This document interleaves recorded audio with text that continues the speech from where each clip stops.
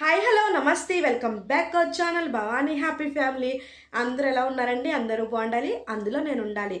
So చూస్తున్నారు కదండి, మన ఛానల్లో వీడియోస్ వచ్చేసి కొంచెం ప్రెగ్నెన్సీ అంటే సమ్మర్లో ప్రెగ్నెన్సీ లేడీస్ ఎలా ఉండాలి, పిల్లల్ని ఎలా చూసుకోవాలి, సో అలాంటి వీడియోస్ అయితే వస్తున్నాయి. ఈరోజు వచ్చేసి పసిపిల్లల్ని అంటే అప్పుడే పుట్టిన పిల్లల కానించి 3వ సంవత్సరం పిల్లల వరకు కేరింగ్ ఎలా చేసుకోవాలనేది అయితే ఈరోజు వీడియోలో తెలుసుకుందాం. వీడియో ఎక్కడ స్కిప్ చేయకుండా లాస్ట్ వరకు చూడండి, యూస్ఫుల్ ఇన్ఫర్మేషనే ఉంటుంది. అలాగే మన ఛానల్ని కొత్తగా విజిట్ చేసిన వాళ్ళైతే కంపల్సరీ సబ్స్క్రైబ్ చేసుకోండి, లైక్ చేయండి, షేర్ చేయండి. సబ్స్క్రైబ్ చేసుకున్న తర్వాత పక్కనే బెల్ ఐకాన్ ఉంటుంది, దాన్ని టింగ్ మనం ప్రెస్ చేశారంటేనే అలానే నోటిఫికేషన్ ఇస్తేనే నేను ఏ వీడియో పెట్టినా మీ వరకు చేరుతుంది. So please subscribe our channel Bhavani happy family.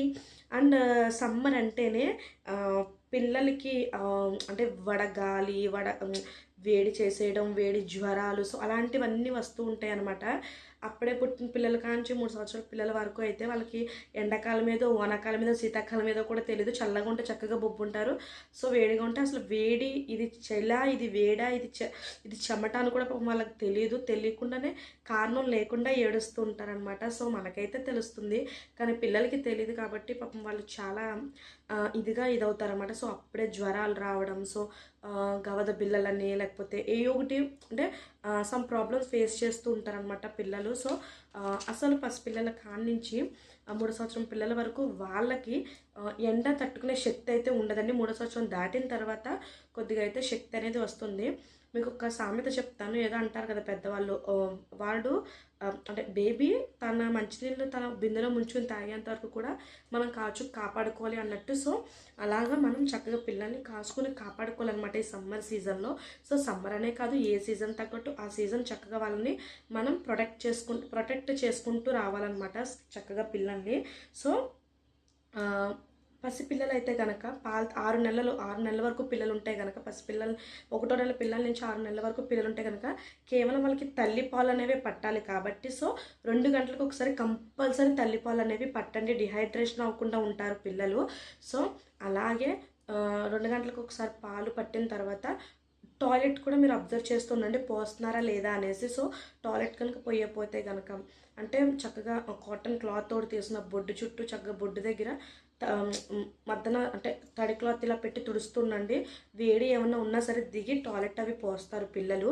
So అలాగే 6 నెలలు దాటిన తర్వాత, యూజువల్గా 6 నెలల్లోనే అన్నప్రాసన చేస్తారు కదండి. సో 6 నెలలు దాటిన తర్వాత పిల్లలకైతే చక్కగా ఈ మజ్జిగ అన్నమని, పప్పు అన్నమని, చారు అన్నమని, సో పైన తేట లాంటివి వేసి ఆ అన్నమని, మార్నింగ్ టైం అయితే ఇడ్లీ చక్కగా పాలేసి పెరిగేసో ఏదో ఒకటి పెట్టుకుంటారు కాబట్టి ఇడ్లీ చక్కగా మెత్తగా అలా పాలేసి, లేకపోతే కనుక చక్కగా రైస్ అయితే ఇలా పప్పు చారు, సో అలాగ పెరుగు, తేలిగ్గా జీర్ణమయ్యే పదార్థాలు పెట్టాలి, చలువ చేసే పదార్థాలు. ఎందుకంటే వేసవికాలం నార్మల్గానే చిన్నపిల్లలకి అరుగుదల అనేది కొంచెం తక్కువగా ఉంటుంది, జీర్ణ వ్యవస్థ అనేది. సో ఇప్పుడు కొంచెం మందగిస్తుంది కాబట్టి సో జాగ్రత్తగా చూసుకోవాలి. అలాగే యాపిల్ ప్యూరీ అని, అరటిపండు ప్యూరీ అని, అంటే బనానా ప్యూరీ అని, ప్రొమోగనేట్ గింజలు చక్కగా, అయితే వాటర్ మిలాన్ అంటే పుచ్చకాయ చక్కగా ఇట్లా మెదిపేస్తే జ్యూస్ కింద వస్తుంది, కానీ అది వాటర్ కంటెంట్ ఫ్రూటే కాబట్టి సో అది ఇంత గ్లాసు, లేకపోతే కొబ్బరి నీళ్ళు, లేకపోతే ఎండు ద్రాక్ష నీళ్ళు, లేకపోతే కనుక చక్కగా కొంచెం వాటర్లో ఇంత ఉప్పు ఇంత పంచదార వేసి చక్కగా ఇంట్లోనే ఓఆర్ఎస్ఎల్ టైప్ తయారు చేసి, సో అది అలాంటివి పిల్లలకి ఇవ్వండి. చాలా డిహైడ్రేషన్ అవ్వకుండా ఉంటారు, హెల్తీగా ఉంటారు అనమాట. రాగి జావ ఒకటి ఇవ్వచ్చండి. సో షుగర్ లేకుండా ఇవ్వాలి, ఏదైనా సరే ఫ్రూట్స్ అయినా సరే ఏదైనా సరే షుగర్ లేకుండా ఇవ్వాలి. సో బొబ్బాస్కి అంటే పపయ ప్యూరీ అని, సో ఇలాంటివి పెట్టుకోవాలి. అలాగే డైపర్స్ అనేవి పిల్లలకి వేయొద్దండి. అసలు ఇంట్లో ఉండగా పిల్లలకైతే డైపర్స్ పూర్తిగా అవాయిడ్ చేయండి. ఒకవేళ మీరు బయటికి అయితే యాజ్ యూజువల్ 3 సంవత్సరం పసిపిల్లల నుంచి 3 సంవత్సరం పిల్లల వరకు ఎవ్వరు బయటికి వెళ్ళరు.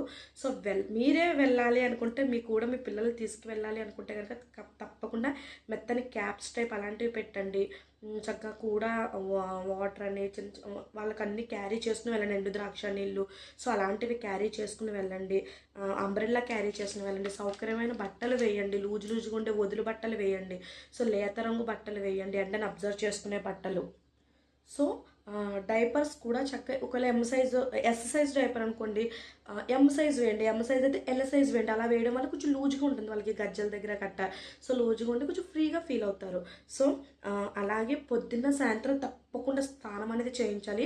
స్నానం చేయించడం వల్ల వాళ్ళ వడదెబ్బ తగిలినా లేకపోతే ఉష్ణోగ్రత ఏమి ఉన్నా సరే తగ్గుతుందనమాట. ఇంట్లో ఉన్న అలాగే చేయాలి. సో ఇంట్లో కూడా మ్యాక్సిమం కొంచెం చల్లగా ఉండేలా చూసుకోండి. సో అలాగే ఏసీలకి కూలర్లకి అంటే తక్కువ టెంపరేచర్లో పెట్టి ఏసీలు గట్టా వేయండి నార్మల్గా.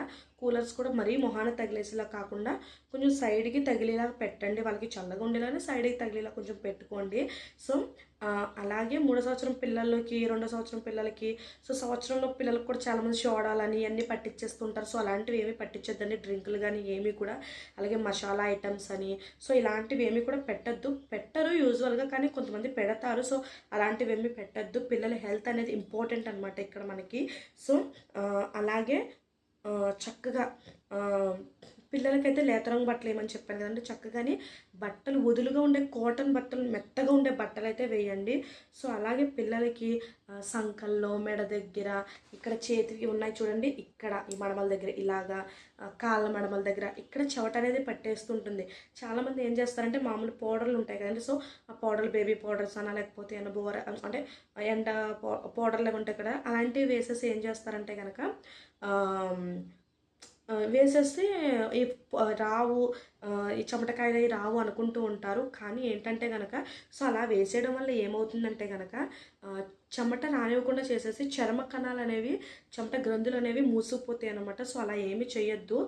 మీ డాక్టర్ దగ్గరికి వెళ్ళి ఏమైనా చెమటకాయలు అలాంటివి వస్తే కనుక డాక్టర్ దగ్గరికి వెళ్ళి పౌడర్ అనేది ఏదైనా రాయమనండి. నేనైతే మా పిల్లలకి క్యాండిడ్ పౌడర్ రాస్తానండి. సో అదైతే చాలా బాగా యూజ్ అవుతుంది ఈ చెమట పొక్కులకు కానీ లేకపోతే చెమట అవి పట్టినప్పుడు కూడా. సో అది మంచిదే అనమాట, ఏమీ కాదు. సో అలాగే పిల్లల్ని ఎక్కువ సేఫ్గా చూసుకోవాలి మనం ఎప్పుడూ కూడాని. సో పిల్లలకి ఏదో చేసేసాంలే అన్నట్టుగా ఉండకూడదు. అలాగే మసాజ్ కూడా ఓవర్గా మసాజ్లు అవి చేసేసి పిల్లల బాడీ అనేది నలిపేయద్దు. చాలా సింపుల్గా స్లోగానే చిన్న చిన్న మసాజ్ ఆ టైప్ చేయండి. సో అలాగా చిన్న చిన్నగా మసాజ్లు ఆ టైప్లో చేయండి అంతే తప్ప బాడీని రుద్దేయడం సో అలాంటివి ఏమీ చేయొద్దు. స్నానం అయితే పొద్దున సాయంత్రం 2 పూట్ల చేయించండి. సో ఉష్ణోగ్రత నుంచి కాపాడుకుంటారు. సో అలాగే జ్వరము కట్ట వేడి కట్ట రాకుండా చక్కగా తడిగుడ్డ అవి పెట్టి చక్కగా తుడుచుకుంటూ ఉండండి పిల్లలకి. సో అలాగే ఏసీలు ఇవన్నిటికి కూడా డైరెక్ట్గా పెట్టేయద్దు. ఏసీ కూడా తక్కువ టెంపరేచర్లో పెట్టుకోండి. ముఖ్యమైన పాయింట్ ఏంటంటే కనుక సాయంత్రం మాటలు ఎండ తగ్గిన తర్వాత పిల్లల్ని బయటకు తీసుకొచ్చి కొంతసేపు చక్కగా ఆడిపించడం ఇవన్నీ కూడా చేయండి ఆరు బయట చక్కగాని. అంటే పసిపిల్లల్ని ఏంటంటే బయటకు తీసుకురారు, పిట్టలు తిరిగే టైము గట్టని బయటకు తీసుకురాకుండా వరండా టైప్ ఉంటాయి కదండి. సో అక్కడైనా చక్కగా పిల్లల్ని ఉంచండి చక్కగా. అంటే ఆ ఫ్రెష్ ఎయిర్ కూడా, ఆ గాలి కూడా వాళ్ళకి తగులుతుంది అనమాట ఒంటికి. ఎంతసేపు ఇంట్లోనే ఏసీలో కూలర్స్ అలా పెట్టేయకుండా. అలాగే కూలర్స్ ఏసీలు అవి కూడా క్లీన్ చేయండి. డస్ట్ అవి పట్టేస్తే అవి ఆ డస్ట్ పట్టేసిన గాలి కూడా మంచిది కాదు పిల్లలకి.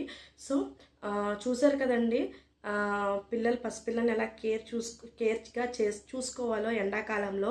సో నచ్చినట్లయితే వీడియోని తప్పకుండా సబ్స్క్రైబ్ చేసుకోండి. అలాగే లైక్ చేయండి, షేర్ చేయండి, కామెంట్ చేయండి. సబ్స్క్రైబ్ చేసుకోవడం మర్చిపోద్దు. తప్పకుండా లైక్ చేస్తారు, షేర్ చేస్తారని తప్పకుండా అనుకుంటున్నాను. ఎందుకంటే ఇది యూస్ఫుల్ వీడియో అనే నాకు తెలుసు అండ్ మీకు కూడా తెలుసు కాబట్టి. సో తప్పకుండా షేర్ చేయండి వీడియోని. So bye bye.